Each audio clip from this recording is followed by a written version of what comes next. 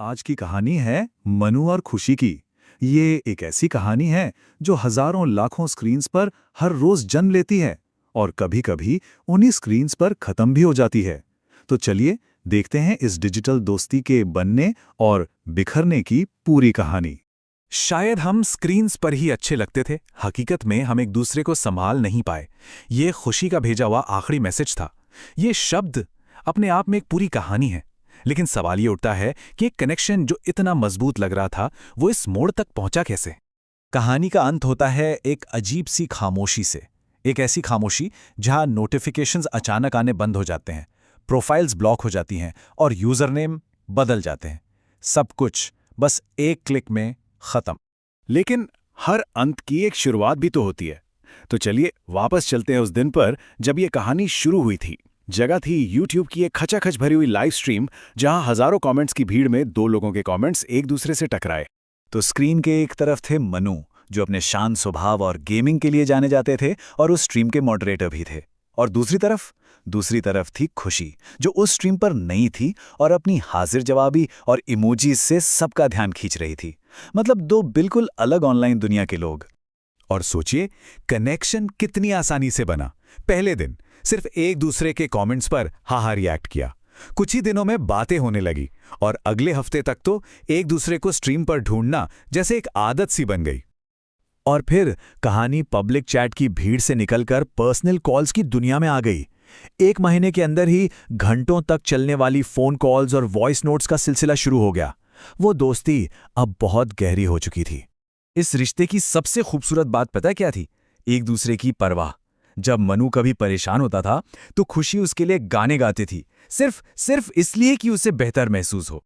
और ये परवाह एक तरफा बिल्कुल नहीं थी। जब भी कोई खुशी को ऑनलाइन ट्रोल करने की कोशिश करता, मनु उसके लिए ढाल बनकर खड़ा हो जाता था। वो सच में एक दूसरे का डिजिटल सपोर्ट सिस्टम बन चुके थे। धीरे धीरे उन्हें लगने लगा था कि शायद यही वो डिजिटल इश्क है जिसके बारे में लोग बातें करते हैं। एक ऐसा कनेक्शन जो बना तो ऑनलाइन था, लेकिन महसूस बिल्कुल असली होता था। शायद इसीलिए, क्योंकि स्क्रीन के पीछे हर कोई अपनी बेस्ट साइड ही तो दिखाता है ना? लेकिन कहानी में एक मोड़ आया। जहां इतनी गहरी दोस्ती होती है, वहां धीरे धीरे हक जताने का भाव भी तो आ ही जाता है। और डिजिटल दुनिया में यही हक इनसिक्योरिटी बन जाता है। उनकी नजदीकी ही उनकी दूरी की वजह बनने लगी थी। और झगड़े की वजहें वो भी एकदम डिजिटल थीं।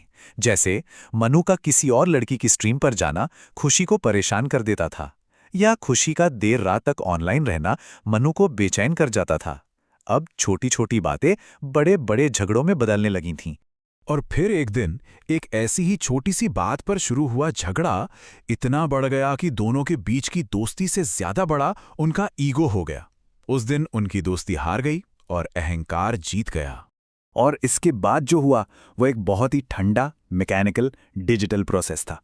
पहले खुशी का वो आखिरी मैसेज आया, फिर मनु ने कुछ टाइप किया, डिलीट किया, और फिर बस एक के बाद एक notifications of, user name change और आखिर में ब्लॉक।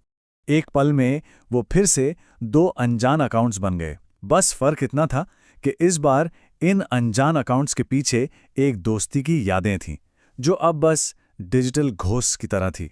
कहते हैं, डिजिटल रिश्ते खत्म होकर भी पूरी तरह खत्म नहीं होते।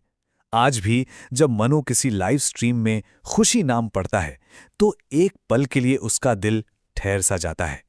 और खुशी का क्या, जब वो आज भी वही पुराना गाना सुनती है जो मनु को बहुत पसंद था, तो वो एक बार मुस्कुराकर अपनी फोन की स्क्रीन को जरूर देखती है। यादें दोनों तरफ जिंदा हैं, बस अब वो प्राइवेट हैं। तो मनु और खुशी की ये जो कहानी है, ये हमें डिजिटल दोस्ती की शायद सबसे सच्ची परिभाषा देती है। एक ऐसा कनेक्शन जो स्क्रीन्स पर जन्म लेता है, लेकिन वक्त और समझ की कमी की वजह से ये वापस दो अनजान अकाउंट्स में बदल सकता है। और आखिर में ये कहानी हम सब के लिए एक सवाल छोड़ जाती है, क्या डिजिटल दुनिया में बनी ये दोस्तियां हकीकत की कसौटी पर वाकई खरी उतर सकती हैं?